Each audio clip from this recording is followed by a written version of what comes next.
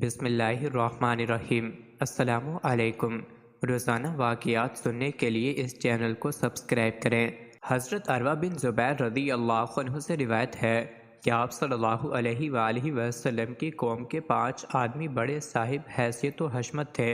Number 1، اسود بن مطلب بن اسد ابو زمع، جس کی ایذاؤں اور ستم رسانیوں پر نبی صلی اللہ علیہ وسلم نے اس کے لیے یہ الفاظ ارشاد فرمائے تھے: اے اللہ، اسے اندھا کر دے، اس کی ماں اسے رویا کرے۔ نمبر 2، اسود بن عبد یغوث بن وہب بن عبد مناف بن زہرہ۔ نمبر 3، ولید بن مغیرہ بن عبداللہ بن عمرو بن مخزوم۔ نمبر 4، عاص بن وائل بن ہشام بن سعد بن سہل۔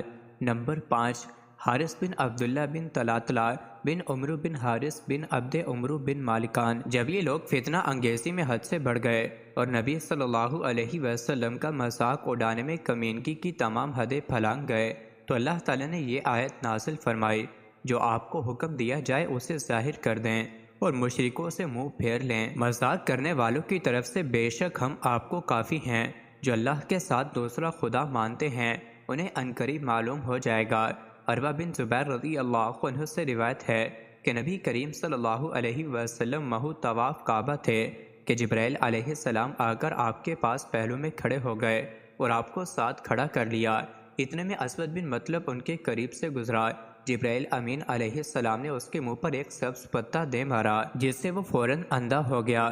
اس کے بعد اسود بن عبد یغوث گزرا۔ آپ نے اس کے پیٹ کی طرف اشارہ کیا، اسے پیچس لگ گئے اور پیٹ میں ہوا بھر جانے کے سبب بہت جلدی مر گیا۔ تھوڑی دیر بعد ولید بن مغیرہ کا گزر ہوا۔ آپ نے اس کی ایڑی کے نیچے ایک زخم کی طرف اشارہ کر دیا۔ چند سال قبل کی بات ہے کہ وہ ایک مرتبہ بنو خزاعہ کے ایک آدمی کے پاس سے گزرا جو تیر بنایا کرتا تھا۔ چونکہ ولید کا تہبند زمین سے لٹک رہا تھا اس لیے کوئی تیر کپڑے میں اٹک گیا اور ایڑ پر خراش ڈال دی، مگر وہ معمولی سی تھی۔ جب حضرت جبرائیل علیہ السلام نے اس کی طرف اشارہ کیا تو اس سے خون بہہ پڑا اور وہ تڑپ تڑپ کر مر گیا۔ تھوڑی دیر بعد وہاں سے عاص بن وائل کا گزر ہوا۔ حضرت جبرائیل علیہ السلام نے اس کے پاؤں کے تلوے کی طرف اشارہ کر دیا۔ بعد ازاں وہ گدھے پر سوار ہو کر طائف کو چلا۔